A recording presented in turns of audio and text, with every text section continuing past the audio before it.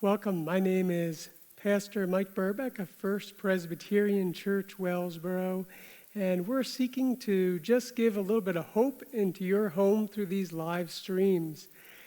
This morning, we're going to be taking a look at a very familiar psalm, Psalm 130, and we're going to be looking at a key theme in this psalm. I'd like to read to you the words of Psalm 130. Psalm 130, out of the depths I cry to you, Lord. Lord, hear my voice. Let your ears be attentive to my cry for mercy. That phrase, out of the depths I cry to you, has the image of being in the sea and the water being over one's head. Some of us today may be feeling a little bit like that as we begin to realize the consequences of the COVID-19 epidemic. There are people out there who are not working. There are people who have been laid off. There are people who have loved ones that are sick and they're worried about them. And some of us might feel out of the depths, so to say. And I want you to know that wherever our circumstances is that we can always go to God and we can always pray. And even when things get difficult, we can continue to have that conversation with God. The Psalms, I would say a third of them, are often about people who are going through trouble and difficulty. The psalmist continues to go on, if you, Lord, kept a record of sins, Lord, who could stand? But with you, there is forgiveness, so that we can, with reverence, serve you. Now, it seems that in this case, the reason that the person is out of the depths is some sort of sin. It's probably, in this case, a corporate sin. It was the sin of the nation Israel. And this is a psalm that was probably written during the post-exilic period. And after the Israelites had been removed from the promised land because they failed to heed the word of the Lord, despite the many prophets that the Lord sent to them, God's judgment ended up removing them from that promised land.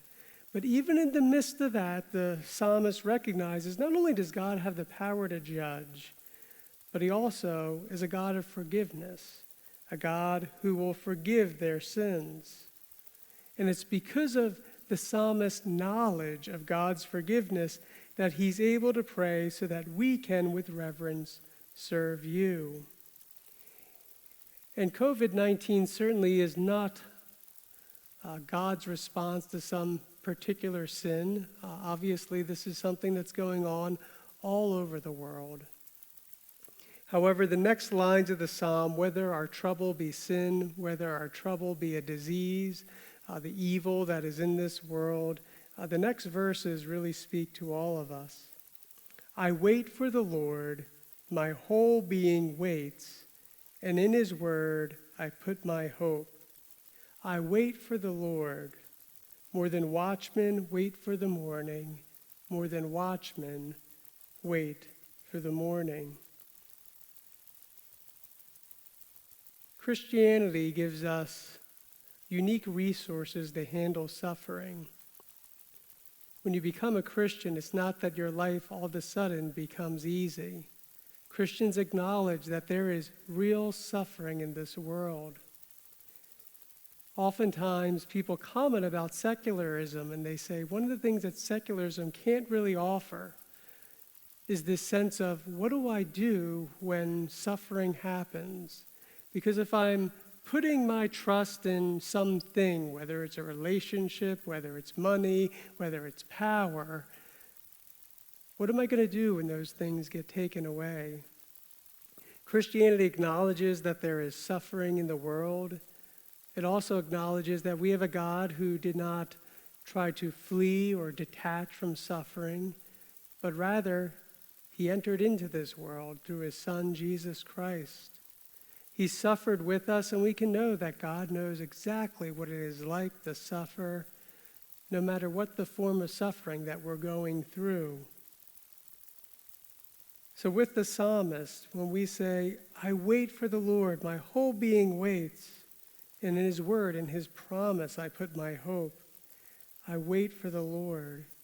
And sometimes we really do feel like a night watchman, just waiting for the shift to end. More than watchmen, wait for the morning. The psalm ends with a praise and an affirmation of God.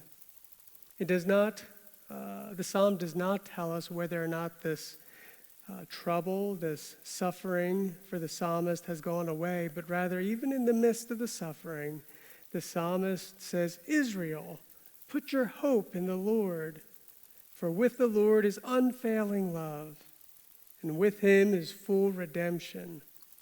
He himself will redeem Israel from all their sins. We have a God who is unfailing in his love. We also have a God who tells us that there will be a day when there will be no suffering, when every tear will be wiped away, when all things will be made new. The old order of things will go away and the new order will come. Things will get better. Even if things on earth continue to deteriorate and fall apart, things will get better. That is the great word. That is the great promise of our faith. And in the meantime, we can wait on the Lord. Like the psalmist, we can talk to him about our frustrations and our angers. He can handle it. And as we talk to him, we can wait on that day when all things will become new. One of my favorite hymns is the church's One Foundation. And it contains one of my favorite lines. It says, yet saints their watch are keeping. Their cry goes up, how long? Maybe you found yourself saying that this morning. How long, O Lord? How long will this last? And soon the night of weeping shall be the morn of song. Would you sing with me the church's One Foundation?